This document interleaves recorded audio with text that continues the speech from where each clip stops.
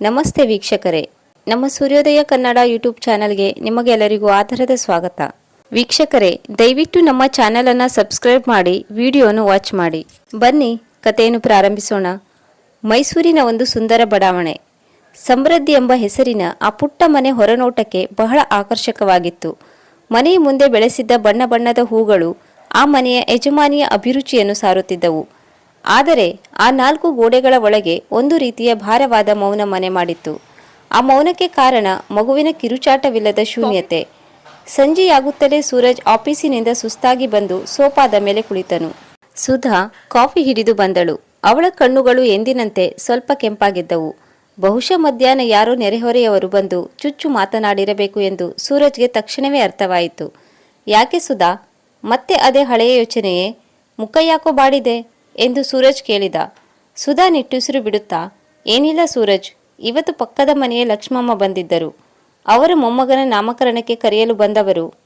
ಮಾತಿನ ಮಧ್ಯೆ, ಮದುವೆಯಾಗಿ 5 ವರ್ಷ ಆಯ್ತಲ್ಲಮ್ಮ, ಇನ್ಯಾವಾಗ ನಿಮ್ಮ ಮನೆಯಲ್ಲಿ ತೊಟ್ಟಿಲು ಪೂಜೆ ಎಂದು ಕೇಳಿಬಿಟ್ಟರು. ಅವರಿಗೆ ಕೇಳುವುದು ಸುಲಭ, ಆದರೆ ಆ ಪ್ರಶ್ನೆಗೆ ಉತ್ತರ ಕೊಡಲು ನನ್ನ ಹತ್ತಿರ ಶಬ್ದಗಳೇ ಇಲ್ಲ. ಜನರ ಮಾತನ್ನು ಬಿಡಿಸುವುದಾ, ಅವರಿಗೆ ನಮ್ಮ ನೋವು ಅರ್ಥವಾಗುವುದಿಲ್ಲ. ನಾವು ಪ್ರಯತ್ನ ಮಾಡುತ್ತಲೇ ಇದ್ದೇವಲ್ಲವೇ ಎಂದು ಸೂರಜ್ ಹೇಳಿದನು. ಪ್ರಯತ್ನ? ಅದೆಷ್ಟು ಆಸ್ಪತ್ರೆಗಳಿಗೆ ಅಲೆದಿಲ್ಲ ನಾವು. ಆ ಡಾಕ್ಟರ್ ನೀಡುವ ಇಂಜೆಕ್ಷನ್ಗಳು, ಆ ಮಾತ್ರೆಗಳ ವಾಸನೆ ನನಗೀಗ ಅಸಹ್ಯವಾಗುತ್ತಿದೆ. ಇನ್ನು ಯಾವ ದೇವಸ್ಥಾನಕ್ಕೆ ಹೋಗುವುದು ಬಾಕಿ ಇದೆ ಹೇಳು? ಕಳೆದ ವಾರವಷ್ಟೇ ಹರಕೆ ಮುಗಿಸಿ ಬಂದೆವು. ಆದರೂ ವಿಧಿಗೆ ನಮ್ಮ ಮೇಲೆ ಕರುಣೆ ಬಂದಿಲ್ಲವಲ್ಲ ಸೂರಜ್ ಎಂದು ಹೇಳಿ ಸುಧಾ ಬಿಕ್ಕಳಿಸುತ್ತಿದ್ದಳು. ಸುಧಾಳ ಮಾತುಗಳಲ್ಲಿ ಅಸಹಾಯಕತೆ ಎದ್ದು ಕಾಣುತ್ತಿತ್ತು. ಅವಳು ಎದ್ದು ಹೋಗಿ ದೇವರ ಕೋಣೆಯ ಮುಂದೆ ನಿಂತಳು. ಅಲ್ಲಿ ಸಾಲಾಗಿ ಇಟ್ಟಿದ್ದ ವಿಗ್ರಹಗಳು, ಹರಕೆಯ ದಾರಗಳು ಅವಳ ನಂಬಿಕೆಯ ಸಾಕ್ಷಿಯಾಗಿದ್ದವು. ನೋಡು ಸೂರಜ್, ಆ ದೇವರ ಮುಂದೆ ಎಷ್ಟು ಕಣ್ಣೀರು ಹಾಕಿದ್ದೇನೆ ಗೊತ್ತಾ? ಈ ಮನೆಗೆ ಒಬ್ಬ ವಾರಸುದಾರ ಬೇಕು ಎಂದು ಕೇಳುತ್ತಿಲ್ಲ ನಾನು. ನನ್ನನ್ನು ಅಮ್ಮ ಎಂದು ಕರೆಯುವ ಒಂದು ಪುಟ್ಟ ಜೀವ ಬೇಕು ಅಷ್ಟೇ. 5 ವರ್ಷ ಅಂದರೆ ಸುಮ್ಮನೆಯೇ? ನನ್ನ ಗೆಳತಿಯರ ಮಕ್ಕಳೆಲ್ಲ ಈಗ ಶಾಲೆಗೆ ಹೋಗುತ್ತಿದ್ದಾರೆ. ಹೀಗೆ ಹೇಳುತ್ತಾ ಸುಧಾ ಮತ್ತೆ ಅಳತೊಡಗಿದಳು. ಸೂರಜ್ ಅವಳ ಹತ್ತಿರ ಬಂದು ಭುಜದ ಮೇಲೆ ಕೈಯಿಟ್ಟನು. ಅವನಿಗೂ ಕೂಡ ಒಳಗೊಳಗೆ ನೋವಿತ್ತು. ತಂದೆಯಾಗುವ ಆಸೆ ಅವನಲ್ಲೂ ಇತ್ತು. ಆದರೆ ಸುಧಾಳನ್ನು ಸಮಾಧಾನ ಪಡಿಸುವ ಜವಾಬ್ದಾರಿ ಅವನ ಮೇಲಿತ್ತು. ಸೂರಜ್ ಸುಧಾಳಿಗೆ ಸಮಾಧಾನ ಪಡಿಸುತ್ತಾ ಹೇಳಿದ, ಸುಧಾ, ವೈದ್ಯ ಲೋಕ ಎಷ್ಟೊಂದು ಮುಂದುವರೆದಿದೆ. ಆಸ್ಪತ್ರೆಯ ರಿಪೋರ್ಟ್ಗಳಲ್ಲಿ ಅಂತಹ ದೊಡ್ಡ ದೋಷವೇನೂ ಇಲ್ಲ ಎಂದು ಡಾಕ್ಟರ್ ಹೇಳಿದ್ದಾರಲ್ಲ. ಸ್ವಲ್ಪ ತಾಳ್ಮೆ ಇರಲಿ. ಪ್ರತಿಯೊಂದಕ್ಕೂ ಅದರದ್ದೇ ಆದ ಸಮಯ ಇರುತ್ತದೆ. ಸಮಯ ನಮಗಾಗಿ ಕಾಯುವುದಿಲ್ಲ ಸೂರಜ್. ಇವತ್ತು ಆಸ್ಪತ್ರೆಯಲ್ಲಿ ಆ ಚಿಕ್ಕ ಮಗುವನ್ನು ಎತ್ತಿಕೊಂಡಾಗ ನನ್ನ ಎದೆಯಲ್ಲಿ ಏನೋ ಆದಂತಾಯಿತು. ಆ ಮಗುವಿನ ಸ್ಪರ್ಶ, ಅದನ್ನು ವಿವರಿಸಲು ಕೂಡ ಸಾಧ್ಯವಿಲ್ಲ. ಅದೆಷ್ಟು ಭಾಗ್ಯವಂತರು ಆ ತಂದೆ ತಾಯಿಗಳು. ನಮಗೇಕೆ ಈ ಶಿಕ್ಷೆ? ಸುಧಾಳ ಮಾತು ಕೇಳಿ ಸೂರಜ್ ಗಾಢವಾದ ಆಲೋಚನೆಯಲ್ಲಿ ಮುಳುಗಿದ. ಈ ಮೌನ, ಈ ಕಣ್ಣೀರು ಹೀಗೇ ಮುಂದುವರೆದರೆ ಸುಧಾ ಮಾನಸಿಕವಾಗಿ ಕುಗ್ಗಿ ಹೋಗುತ್ತಾಳೆ ಎಂಬ ಭಯ ಅವನನ್ನು ಕಾಡಿತು. ಸರಿ ಸುಧಾ, ನಾಳೆ ಬೆಳಿಗ್ಗೆ ನಾವು ಆ ಹೊಸ ಫರ್ಟಿಲಿಟಿ ಸೆಂಟರ್ಗೆ ಹೋಗೋಣ. ಅಲ್ಲಿನ ಡಾಕ್ಟರ್ ತುಂಬಾ ಒಳ್ಳೆಯವರು ಎಂದು ನನ್ನ ಸ್ನೇಹಿತ ಹೇಳುತ್ತಿದ್ದ. ಇದೊಂದು ಕೊನೆಯ ಪ್ರಯತ್ನ ಎಂದು ಭಾವಿಸೋಣ, ಸರಿನಾ? ಸೂರಜ್ನ ಮಾತು ಕೇಳಿ ಸುಧಾ ಕಣ್ಣೀರು ಒರೆಸಿಕೊಳ್ಳುತ್ತಾ, ಸರಿ ಸೂರಜ್, ನೀನು ಹೇಳಿದಂತೆ ಮಾಡೋಣ. ಆದರೆ ಇದು ಎಷ್ಟನೇ ಕೊನೆಯ ಪ್ರಯತ್ನವೋ ನನಗಂತೂ ತಿಳಿಯುತ್ತಿಲ್ಲ. ಪ್ರತಿ ಬಾರಿ ಹೊಸ ಭರವಸೆಯೊಂದಿಗೆ ಹೋಗುತ್ತೇವೆ, ಆದರೆ ವಾಪಸ್ ಬರುವಾಗ ಬರಿಗೈಯಲ್ಲಿ ಭಾರವಾದ ಮನಸ್ಸಿನಿಂದ ಬರುತ್ತೇವೆ. ಸೂರಜ್ ಸುಧಾಳಿಗೆ ಸಮಾಧಾನ ಪಡಿಸುತ್ತಾ ಹೇಳಿದ, ಇರಲಿ ಸುಧಾ, ಸೋಲಪ್ಪಿಕೊಳ್ಳುವುದು ಬೇಡ. ಈ ಕತ್ತಲೆಯ ನಂತರ ಖಂಡಿತ ಒಂದು ಬೆಳಕು ಇದ್ದೇ ಇರುತ್ತದೆ.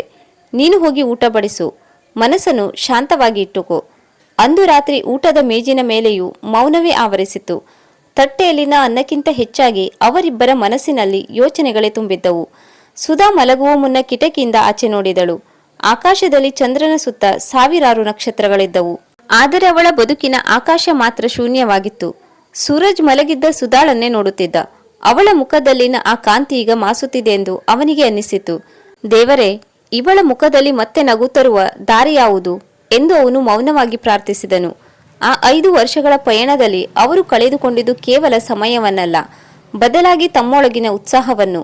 ಸೂರಜ್ಗೆ ಗೊತ್ತಿತ್ತು, ಕೇವಲ ಮಾತ್ರೆಗಳಿಂದ ಈ ಗಾಯ ಮಾಸುವುದಿಲ್ಲ ಎಂದು. ಆ ಮೌನವಾದ ಗೂಡಿಗೆ ಚೈತನ್ಯ ತುಂಬಲು ಯಾವುದಾದರೂ ಪವಾಡ ನಡೆಯಲೇಬೇಕಿತ್ತು. ಸುಧಾ ಮತ್ತು ಸೂರಜ್ ನಡುವಿನ ಪ್ರೀತಿ ಗಟ್ಟಿಯಾಗಿದ್ದರೂ ಮಗು ಎಂಬ ಕೊಂಡಿ ಇಲ್ಲದೆ ಅವರ ಸಂಸಾರ ಅಪೂರ್ಣವೆನಿಸುತ್ತಿತ್ತು. ಸಮಾಜದ ಮಾತುಗಳು ಮತ್ತು ವೈಜ್ಞಾನಿಕ ವೈಫಲ್ಯಗಳು ಅವರನ್ನು ಹೈರಾಣಾಗಿಸಿದ್ದವು. ಸಮಯ ಉರುಳುತ್ತಿತ್ತು. ಆದರೆ ಸುಧಾ ಮತ್ತು ಸೂರಜ್ ಅವರ ಬದುಕಿನಲ್ಲಿ ಮಾತ್ರ ಯಾವುದೇ ಬದಲಾವಣೆ ಇರಲಿಲ್ಲ. ಸುಧಾಳಿಗೆ ಹೊರಗೆ ಹೋಗುವುದೆಂದರೆ ಒಂದು ರೀತಿಯ ಭಯ. ಸಮಾಜದ ದೃಷ್ಟಿಯಲ್ಲಿ ಅವಳು ಕೇವಲ ಒಬ್ಬ ವ್ಯಕ್ತಿಯಲ್ಲ, ಬದಲಾಗಿ ಬಂಜೆ ಎಂಬ ಹಣೆಪಟ್ಟಿ ಇದ್ದ ಸ್ತ್ರೀಯಾಗಿದ್ದಳು. ಅಂದು ಗೌರಿ ಹಬ್ಬದ ಸಂಭ್ರಮ. ಸೂರಜ್ ಅವರ ಹಳ್ಳಿ ಮನೆಯಲ್ಲಿ ಎಲ್ಲರೂ ನೆರೆದಿದ್ದರು. ಹಸಿರು ಬಳೆ, ಹೊಸ ಸೀರೆ ತೊಟ್ಟ ಸುಮಂಗಲೆಯರ ಕಲರವ ಅಲ್ಲಿ ತುಂಬಿತ್ತು. ಸುಧಾ ಕೂಡ ಸುಂದರವಾಗಿ ಕಾಣುತ್ತಿದ್ದಳು. ಆದರೆ ಆ ಸಂಭ್ರಮ ಬಹಳ ಹೊತ್ತು ಉಳಿಯಲಿಲ್ಲ. ಮನೆಯ ಹಿತ್ತಲಿನಲ್ಲಿ ಹರಟೆ ಹೊಡೆಯುತ್ತಿದ್ದ ಹಿರಿಯ ಮುತ್ತೈದೆಯರ ಗುಂಪಿನತ್ತ ಸುಧಾ ಹೋದಾಗ ಮಾತುಗಳು ಒಮ್ಮೆಲೆ ನಿಂತು ಹೋದವು. ಅತ್ತೆ, ದೇವರ ನೈವೇದ್ಯಕ್ಕೆ ಪ್ರಸಾದ ರೆಡಿಯಾಗಿದೆ.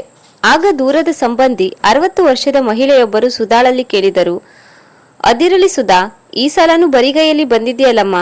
ನಿನ್ನ ಮದುವೆಯಾದ ಮೇಲೆ ಮದುವೆಯಾದ ರಮ್ಯಾಗೆ ಈಗ 2 ವರ್ಷದ ಮಗನಿದ್ದಾನೆ. ನಿನಗೆ ಇನ್ನೂ ಆ ವಿಘ್ನೇಶ್ವರನ ಕರುಣೆ ಆಗಲಿಲ್ವಾ? ಸುಧಾಳ ಗಂಟಲು ಬಿಸಿಯಾಯಿತು. ಇಲ್ಲ ಅತ್ತೆ, ಇನ್ನೂ ಪ್ರಯತ್ನ ಮಾಡ್ತಿದ್ದೀವಿ ಎಂದು ಮೆಲ್ಲಗೆ ನುಡಿದಳು. ಮತ್ತೊಬ್ಬ ಮಹಿಳೆ ಹೇಳಿದಳು, ಇನ್ನೇನು ಪ್ರಯತ್ನವಮ್ಮ, ವಯಸ್ಸು ಮೀರಿ ಹೋದ ಮೇಲೆ ಮಕ್ಕಳಾದರೆ ಚೆನ್ನಾಗಿರಲ್ಲ. ಯಾವ ದೋಷವೋ ಏನೋ, ಒಳ್ಳೆ ಜ್ಯೋತಿಷಿ ಹತ್ತಿರ ತೋರಿಸಬಾರದೆ? ಅಥವಾ ಸೂರಜ್ನನ್ನೇ ಯಾವುದಾದರೂ ದೊಡ್ಡ ಆಸ್ಪತ್ರೆಗೆ ಕರೆದುಕೊಂಡು ಹೋಗು. ಹೆಣ್ಣನ್ನಷ್ಟೇ ದೂಷಿಸಿ ಪ್ರಯೋಜನವಿಲ್ಲ, ಗಂಡಿಗೂ ತೊಂದರೆ ಇರಬಹುದಲ್ವಾ? ಈ ಮಾತುಗಳು ಸುಧಾಳ ಕಿವಿಗೆ ಸೀಸ ಸುರಿದಂತಾಯಿತು. ಅವರ ಮಾತನ್ನ ಕೇಳಿಸಿಕೊಳ್ಳಲಾಗದೆ ಅವಳು ಓಡಿ ಬಂದಳು. ರಾತ್ರಿ ಎಲ್ಲರೂ ಮಲಗಿದ ಮೇಲೆ ಸೂರಜ್ ಸುಧಾಳ ಬಳಿ ಬಂದ. ಅವಳು ಕಿಟಕಿಯ ಹತ್ತಿರ ನಿಂತು ಕತ್ತಲನ್ನ ದಿಟ್ಟಿಸುತ್ತಿದ್ದಳು.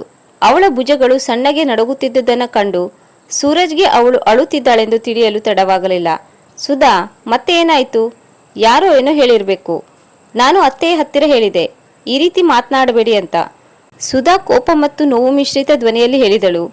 ಅವರಿಗೆ ಅಂದರೇನು ಬಂತು ಸೂರಜ್? ನನ್ನ ಹಣೆ ಬರಹವೇ ಸರಿಯಿಲ್ಲದ ಮೇಲೆ ಯಾರನ್ನ ದೂಷಿಸಲಿ? ಬಂಜೆ ಅನ್ನೋ ಮಾತು ಕೇಳೋಕೆ ನನಗೆ ಇನ್ನೂ ಶಕ್ತಿ ಇಲ್ಲ. ಇವತ್ತು ಯಾರೊಬ್ಬರು ನಿನ್ನ ಬಗ್ಗೆಯೂ ಮಾತನಾಡುತ್ತಿದ್ದರು. ನನಗೋಸ್ಕರ ನೀವೇಕೆ ಈ ಅಪಮಾನ ಸಹಿಸಬೇಕು? ನೋಡು ಸುಧಾ, ಬೇರೆಯವರು ನನ್ನ ಬಗ್ಗೆ ಮಾತನಾಡಿದರೆ ನನಗೇನು ನೋವಿಲ್ಲ.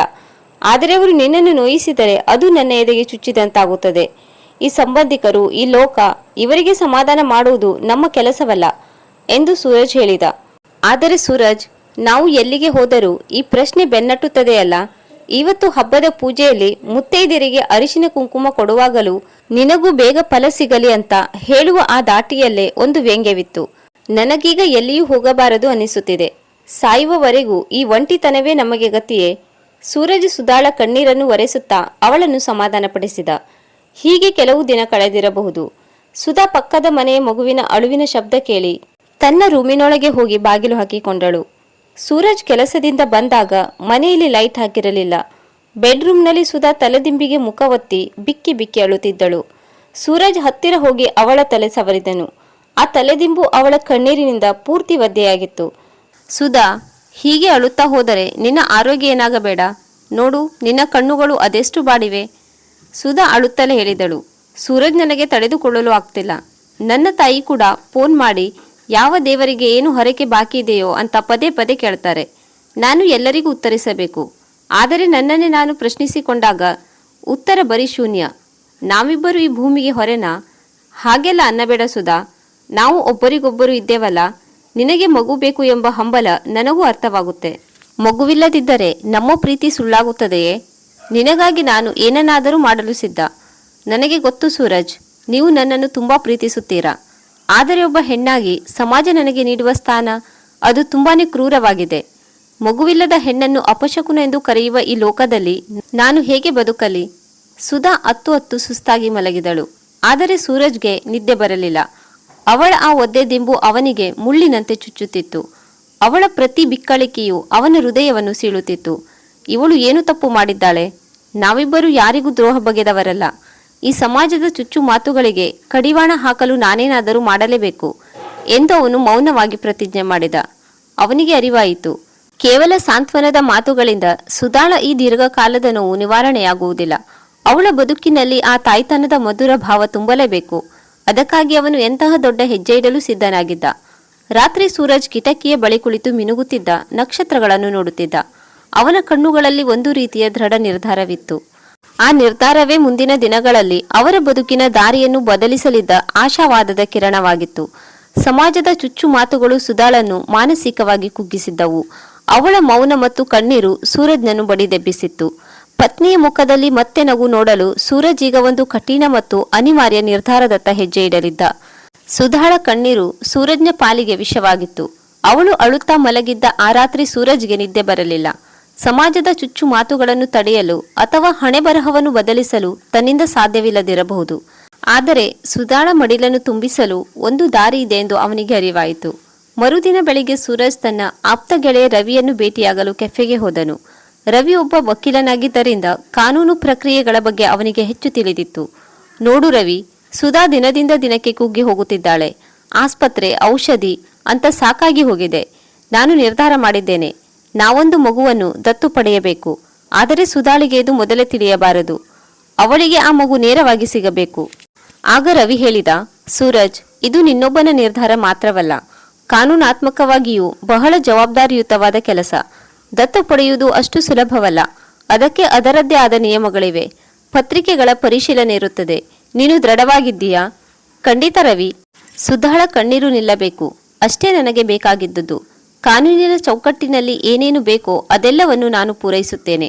ಯಾವುದಕ್ಕೂ ನಾನು ಹಿಂದೆ ಸರಿಯುವುದಿಲ್ಲ. ಮುಂದಿನ 2-3 ದಿನಗಳು ಸೂರಜ್ಗೆ ಬಹಳ ಬಿಡುವಿಲ್ಲದ ದಿನಗಳಾಗಿದ್ದವು.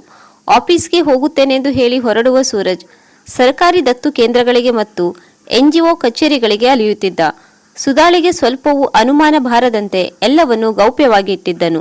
ಮನೆಯಲ್ಲಿ ಸುಧಾ ಸೂರಜ್ನ ಬದಲಾದ ನಡವಳಿಕೆಯನ್ನು ಗಮನಿಸುತ್ತಿದ್ದಳು ಮತ್ತು ಕೇಳುತ್ತಿದ್ದಳು. ಯಾಕೆ ಸೂರಜ್, ಈ 2 ದಿನಗಳಿಂದ ಏನೋ ಯೋಚನೆಯಲ್ಲಿದ್ದೀರಿ? ಆಫೀಸ್ನಿಂದ ಬರುವುದು ಕೂಡ ತಡವಾಗುತ್ತಿದೆ. ಆಫೀಸ್ನಲ್ಲಿ ಏನಾದರೂ ಪ್ರಾಬ್ಲಮ್ ಆಗಿದೆಯಾ? ಸೂರಜ್ ಮುಗುಳ್ನಗುತ್ತಾ, ಏನಿಲ್ಲ ಸುಧಾ, ಆಫೀಸ್ನಲ್ಲಿ ದೊಡ್ಡ ಪ್ರಾಜೆಕ್ಟ್ ನಡೆಯುತ್ತಿದೆ. ಅದರ ಜವಾಬ್ದಾರಿ ಕೂಡ ನನ್ನ ಮೇಲಿದೆ. ಸ್ವಲ್ಪ ದಿನ ಅಷ್ಟೇ. ನೀನು ಯೋಚನೆ ಮಾಡಬೇಡ. ಸೂರಜ್, ನನಗೇಕೋ ಭಯವಾಗುತ್ತಿದೆ. ನೀವು ಯಾವುದೋ ಒತ್ತಡದಲ್ಲಿದ್ದೀರಿ ಎನಿಸುತ್ತಿದೆ. ಸೂರಜ್ ಅವಳ ಕೈ ಹಿಡಿದು, ನನ್ನ ಮೇಲೆ ನಂಬಿಕೆ ಇಡು ಸುಧಾ. ನಿನ್ನ ಬದುಕಿನ ಎಲ್ಲ ಒತ್ತಡಗಳು ಶೀಘ್ರದಲ್ಲೇ ದೂರವಾಗುತ್ತವೆ. ಇನ್ನು ಕೆಲವೇ ದಿನಗಳಲ್ಲಿ ನಮ್ಮ ಮನೆಯಲ್ಲಿ ಸಂತೋಷದ ಅಲೆ ಏಳಲಿದೆ.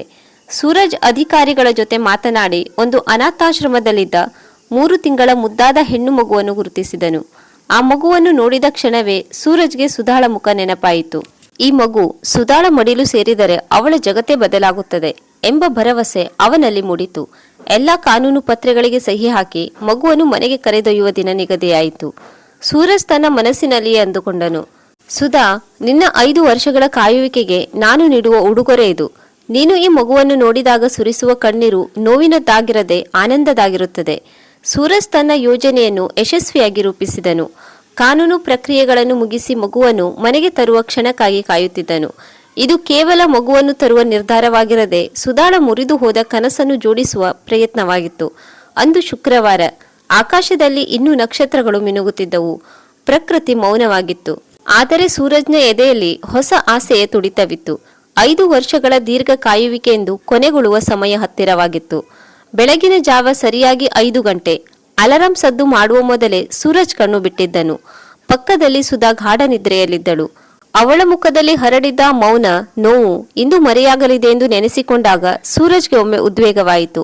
ಅವನು ಮೆಲ್ಲನೆ ಹಾಸಿಗೆಯಿಂದ ಎದ್ದು ಅವಳಿಗೆ ಎಚ್ಚರವಾಗದಂತೆ ಬಟ್ಟೆ ಬದಲಿಸಿ ಗಾಡಿಯ ಕಿಲಿ ಕೈಗೆತ್ತಿಕೊಂಡನು. ಬಾಗಿಲು ತೆರೆಯುವಾಗ ಸಣ್ಣ ಶಬ್ದವಾಯಿತು. ಸುಧಾ ನಿದ್ದೆಯಲ್ಲೇ ಮಗ್ಗಲು ಬದಲಿಸಿದಳು. ಸೂರಜ್ ಒಂದು ಕ್ಷಣ ಉಸಿರು ಬಿಗಿ ಹಿಡಿದು ನಿಂತನು. ಅವಳು ಎಚ್ಚರವಾಗಲಿಲ್ಲ ಎಂದು ಖಚಿತವಾದ ಮೇಲೆ ಬೆಕ್ಕಿನ ಹೆಜ್ಜೆಯನ್ನಿಡುತ್ತಾ ಹೊರಬಂದು ಕಾರನ್ನು ಸ್ಟಾರ್ಟ್ ಮಾಡದೆಯೇ ಗೇಟಿನವರೆಗೆ ತಳ್ಳಿಕೊಂಡು ಹೋದನು. ಅಷ್ಟು ಜಾಗರೂಕತೆಯಿಂದ ಅವನು ಮನೆ ಬಿಟ್ಟನು. ಸರಿಯಾಗಿ 6 ಗಂಟೆಗೆ ಸುಧಾಳಿಗೆ ಎಚ್ಚರವಾಯಿತು. ಪಕ್ಕದಲ್ಲಿ ಸೂರಜ್ ಇಲ್ಲದನ್ನು ಕಂಡು ಕೈಯಿಂದ ಬೆಡ್ ಸವರಿದಳು. ಹಾಸಿಗೆ ತಣ್ಣಗಿತ್ತು. ಅಂದರೆ ಸೂರಜ್ ಎದ್ದು ಹೋಗಿ ಬಹಳ ಹೊತ್ತಾಗಿತ್ತು. ಸುಧಾ ಮನದಲ್ಲೇ ಹೇಳಿಕೊಂಡಳು, ಏನಿದು, ಇವತ್ತು ಇಷ್ಟು ಬೇಗ ಎದ್ದಿದ್ದಾರಲ್ಲ? ನಿನ್ನೆ ರಾತ್ರಿ ಆಫೀಸ್ ಕೆಲಸದ ಬಗ್ಗೆ ಏನೋ ಹೇಳುತ್ತಿದ್ದರು. ಬಹುಶಃ ತಲೆ ಭಾರವಾಗಿರಬೇಕು ಎಂದು ವಾಕಿಂಗ್ ಹೋಗಿರಬಹುದು. ಅವಳು ಮೆಲ್ಲನೆ ಎದ್ದು ಹಾಸಿಗೆ ಮಡಚಿದಳು. ಕಿಟಕಿಯ ಪರದೆ ಸರಿಸಿದಾಗ ಹೊರಗೆ ತಿಳಿ ಬೆಳಕು ಹರಡಿತ್ತು. ಹಕ್ಕಿಗಳ ಚಿಲಿಪಿಲಿ ಕೇಳಿಸುತ್ತಿತ್ತು. ಸುಧಾ ಮುಖ ತೊಳೆದು ನೇರವಾಗಿ ಅಡುಗೆ ಮನೆಗೆ ಹೋದಳು. ಸುಧಾ ಹಾಲು ಕಾಯಿಸಿ, ಮನೆ ಕಸ ಗುಡಿಸಿ ಎಲ್ಲವನ್ನು ಅಚ್ಚುಕಟ್ಟಾಗಿ ಜೋಡಿಸಿದಳು. ಕೆಲಸ ಮಾಡುವಾಗಲೂ ಅವಳ ಕಣ್ಣು ಗಡಿಯಾರದ ಕಡೆಗೆ ಹೋಗುತ್ತಿತ್ತು. ಸುಧಾ ಗಡಿಯಾರ ನೋಡುತ್ತಾ 6:45 ಆಯಿತು. ಇಷ್ಟೊತ್ತಿಗೆ ವಾಕಿಂಗ್ ಮುಗಿಸಿ ಬರಬೇಕಿತ್ತಲ್ಲ, ಫೋನ್ ಮಾಡಿ ನೋಡೋಣವೇ? ಬೇಡ, ಈಗ ಬರಬಹುದು ಎಂದುಕೊಂಡಳು. ಅವಳು ಸ್ನಾನ ಮುಗಿಸಿ ಬಂದು ದೇವರ ಕೋಣೆಯ ಮುಂದೆ ನಿಂತಳು. ಹಣೆಗೆ ಕುಂಕುಮ ಹಚ್ಚಿ ದೇವರಿಗೆ ದೀಪ ಹಚ್ಚಿದಳು. ಗಂಧದ ಕಟ್ಟಿಯ ವಾಸನೆ ಮನೆಯಲ್ಲೆಲ್ಲ ಹರಡಿತು. ಅವಳು ಕೈ ಮುಗಿದು ಬೇಡಿಕೊಂಡಿದ್ದು ಅದೇ ಹಳೆಯ ಬೇಡಿಕೆಯನ್ನೇ. ದೇವರೇ, ಇವತ್ತಾದರೂ ನನ್ನ ಮನಸ್ಸಿಗೆ ನೆಮ್ಮದಿ ಕೊಡು. ಆ ಚುಚ್ಚು ಮಾತುಗಳನ್ನು ಸಹಿಸಿಕೊಳ್ಳುವ ಶಕ್ತಿ ಕೊಡು. ಸೂರಜ್ ಯಾಕೋ ಇತ್ತೀಚೆಗೆ ತುಂಬಾ ಬದಲಾಗಿದ್ದಾರೆ. ಅವರ ಮನಸ್ಸಿಗೆ ನೆಮ್ಮದಿ ನೀಡು. 7:30 ಆದರೂ ಸೂರಜ್ನ ಸುಳಿವಿರಲಿಲ್ಲ. ಸುಧಾಳಿಗೆ ಈಗ ಆತಂಕ ಶುರುವಾಯಿತು. ಅವಳು ಹಾಲಿನ ಲೋಟ ಹಿಡಿದು ಹಾಲ್ನಲ್ಲಿ ಬಂದು ಕುಳಿತಳು. ಪ್ರತಿ ಬಾರಿ ಹೊರಗೆ ಗಾಡಿಯ ಸದ್ದು ಕೇಳಿದಾಗಲೂ ಅವರೇ ಬಂದರು ಎಂದು ಬಾಗಿಲ ಹತ್ತಿರ ಹೋಗಿ ನೋಡುತ್ತಿದ್ದಳು. ಸುಧಾ ಮನಸ್ಸಿನಲ್ಲೇ 8 ಗಂಟೆಯಾಗುತ್ತಾ ಬಂತು. ಇಷ್ಟು ಹೊತ್ತು ಅವರು ಎಂದು ವಾಕಿಂಗ್ ಹೋದವರಲ್ಲ. ಎಲ್ಲಿಗೆ ಹೋಗಿರಬಹುದು? ಯಾರಾದರೂ ಫೋನ್ ಮಾಡಿದ್ದಾರಾ? ಅವಳು ಸೂರಜ್ನ ಮೊಬೈಲ್ಗೆ ಕರೆ ಮಾಡಲು ತನ್ನ ಫೋನ್ ಕೈಗೆತ್ತಿಕೊಂಡಳು. ಅಷ್ಟರಲ್ಲೇ ದೂರದಲ್ಲಿ ಅವರ ಕಾರಿನ ಹಾರ್ನ್ ಸದ್ದು ಕೇಳಿಸಿತು. ಸುಧಾ ನಿಟ್ಟುಸಿರು ಬಿಟ್ಟಳು. ಹೋ, ಬಂದ್ರು ಮಹಾರಾಯರು ಎಂದುಕೊಳ್ಳುತ್ತಾ ಅವಳು ಬಾಗಿಲು ತೆರೆಯಲು ಮುಂದಾದಳು. ಆದರೆ ಬಾಗಿಲು ತೆರೆಯುವ ಮೊದಲು ಸುಧಾಳಿಗೆ ತಿಳಿದಿರಲಿಲ್ಲ, ಆ ಬಾಗಿಲಿನ ಆಚೆ ಅವಳ 5 ವರ್ಷಗಳ ಶೂನ್ಯತೆಯನ್ನು ತುಂಬುವ ಪವಾಡವೊಂದು ಕಾದಿದೆ ಎಂದು. ಅವಳು ಲಘು ಬಗೆಯಿಂದ ಹೋಗಿ ಬಾಗಿಲು ತೆರೆದಳು. ಆದರೆ ಬಾಗಿಲು ತೆರೆದ ಕ್ಷಣ ಅವಳ ಕಣ್ಣುಗಳು ಅಕ್ಷರಶಃ ಅರಳಿದವು. ಉಸಿರು ಒಂದು ಕ್ಷಣ ಸ್ತಬ್ಧವಾಯಿತು. ಮುಗುಳ್ನಗುತ್ತಾ ನಿಂತಿದ್ದ ಸೂರಜ್ನ ಕೈಗಳಲ್ಲಿ ತಿಳಿ ಗುಲಾಬಿ ಬಣ್ಣದ ಮೆತ್ತನೆಯ ಬಟ್ಟೆಯಲ್ಲಿ ಸುತ್ತಿರುವ ಒಂದು ಪುಟ್ಟ ಹಸುಗೂಸು ಇತ್ತು. ಸುಮಾರು 3 ತಿಂಗಳ ಆ ಮಗು ಸೂರಜ್ನ ಎದೆಗೆ ಒರಗಿ ಗಾಢವಾಗಿ ನಿದ್ದೆ ಮಾಡುತ್ತಿತ್ತು. ಮಗುವಿನ ಪುಟ್ಟ ಕೈಗಳು ಮುಷ್ಟಿ ಹಿಡಿದಿದ್ದವು. ಮುಖದಲ್ಲಿ ಶಾಂತಿ ಇತ್ತು. ಸುಧಾ ತೊದಲುತ್ತಾ, ಸೂರಜ್, ಇದೇನು? ಯಾರ ಮಗು ಇದು? ಎಲ್ಲಿಂದ ಬಂತು? ಸೂರಜ್ ಒಂದು ಕೈಯಿಂದ ಸುಧಾಳನ್ನು ಆಲಂಗಿಸಿಕೊಳ್ಳುತ್ತಾ, ಇದು ನಮ್ಮ ಮಗು ಸುಧಾ. ಹೌದು, ಇವತ್ತಿನಿಂದ ನಿನ್ನ ಮಡಿಲು ಎಂದೂ ಖಾಲಿ ಇರುವುದಿಲ್ಲ. ಸುಧಾಳಿಗೆ ತನ್ನ ಕಣ್ಣನ್ನು ತಾನೇ ನಂಬಲು ಸಾಧ್ಯವಾಗಲಿಲ್ಲ. ಅವಳು ಮಗುವಿನ ಮುಖವನ್ನೇ ನೋಡುತ್ತಾ ಶಿಲೆಯಂತೆ ನಿಂತು ಬಿಟ್ಟಳು. ಸೂರಜ್ ಮೆಲ್ಲನೆ ಮನೆಯೊಳಗೆ ಬಂದು ಬಾಗಿಲು ಹಾಕಿದನು. ಸುಧಾ ಇನ್ನು ಆಘಾತ ಮತ್ತು ಅತೀವ ಸಂತೋಷದ ನಡುವೆ ಸಿಲುಕಿದ್ದಳು. ಅವಳ ಕಣ್ಣುಗಳಿಂದ ತಾನಾಗಿ ಕಣ್ಣೀರು ಹರಿಯತೊಡಗಿತು. ಇದು ಇಷ್ಟು ದಿನ ಅನುಭವಿಸಿದ ನೋವಿನ ಕಣ್ಣೀರಾಗಿರಲಿಲ್ಲ, ಬದಲಾಗಿ 5 ವರ್ಷಗಳ ಮೌನಕ್ಕೆ ಸಿಕ್ಕ ದೈವಿಕ ಉತ್ತರವಾಗಿತ್ತು. ಸೂರಜ್ ಸುಧಾಳನ್ನು ನೋಡುತ್ತಾ ಹೇಳಿದ, ಸುಧಾ, ಯಾಕೆ ಹಾಗೆಯೇ ನಿಂತಿದ್ದೀಯಾ? ನಿನ್ನ ಮಗುವನ್ನು ಎತ್ತಿಕೋ. ಇದು ನಿನ್ನನ್ನು ಅಮ್ಮ ಎಂದು ಕರೆಯಲು ಬಂದ ದೇವತೆ. ಸುಧಾ ನಡುಗುವ ಕೈಗಳಿಂದ ಮಗುವನ್ನು ಎತ್ತಿಕೊಂಡಳು. ಮಗುವನ್ನು ಎತ್ತಿಕೊಂಡ ಆ ಕ್ಷಣ ಅವಳ ಮೈ ಮನಗಳಲ್ಲಿ ವಿದ್ಯುತ್ ಸಂಚಾರವಾದಂತಾಯಿತು. ಆ ಹಸುಗೂಸಿನ ಮೆತ್ತನೆಯ ಶರೀರದ ಸ್ಪರ್ಶ ಅವಳ ಎದೆಯಲ್ಲಿದ್ದ ಎಲ್ಲ ಭಾರವನ್ನು ಇಳಿಸಿಬಿಟ್ಟಿತು. ಅವಳು ಮಗುವನ್ನು ಮುತ್ತಿಕ್ಕುತ್ತಾ ತನ್ನ ಎದೆಗೆ ಬಿಗಿಯಾಗಿ ಅಪ್ಪಿಕೊಂಡಳು. ಸುಧಾ ಕಣ್ಣುಗಳಲ್ಲಿ ಕಣ್ಣೀರು ತುಂಬಿಕೊಂಡು, ಸೂರಜ್, ಇದು ನಿಜವೋ ಅಥವಾ ಕನಸೋ? ನನಗೆ ನಂಬಲು ಕೂಡ ಸಾಧ್ಯವಾಗುತ್ತಿಲ್ಲ.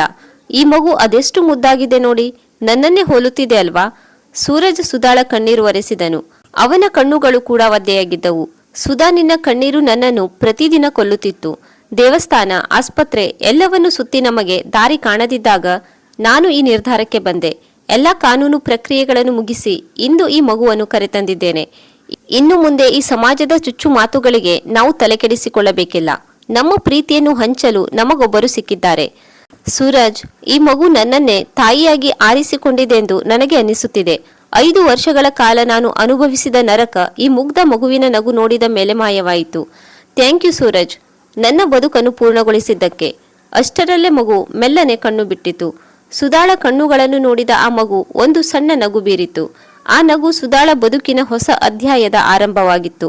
ಮನೆಯಲ್ಲಿದ್ದ ಆ ಮೌನ ಈಗ ಮಂಗಲ ವಾದ್ಯದಂತೆ ಶುಭ ಸಂಕೇತ ನೀಡುತ್ತಿತ್ತು. ಸಮೃದ್ಧಿ ಮನೆಗೆ ಈಗ ನಿಜವಾದ ಸಮೃದ್ಧಿ ಲಭಿಸಿತ್ತು. ಸುಧಾ ಈಗ ಕೇವಲ ಹೆಂಡತಿಯಲ್ಲ, ಅವಳು ಒಬ್ಬ ಅಮ್ಮ. ಸೂರಜ್ ತನ್ನ ಕಠಿಣ ನಿರ್ಧಾರದ ಮೂಲಕ ದಂಪತಿಗಳಿಬ್ಬರ ಬಾಳಲ್ಲಿ ಹೊಸ ವಸಂತವನ್ನೇ ತಂದಿದ್ದನು. ದತ್ತು ಸ್ವೀಕಾರ ಎಂಬುದು ಕೇವಲ ಮಗುವನ್ನು ಪಡೆಯುವ ದಾರಿಯಲ್ಲ, ಅದು 2 ಆತ್ಮಗಳನ್ನು ಬೆಸೆಯುವ ಪವಿತ್ರ ಬಂಧ. ಸುಧಾ ಮತ್ತು ಸೂರಜ್ ಅವರ ಪ್ರೀತಿಯ ಗೂಡು ಈಗ ಮಗುವಿನ ನಗುವಿನಿಂದ ತುಂಬಿ ತುಳುಕುತ್ತಿತ್ತು.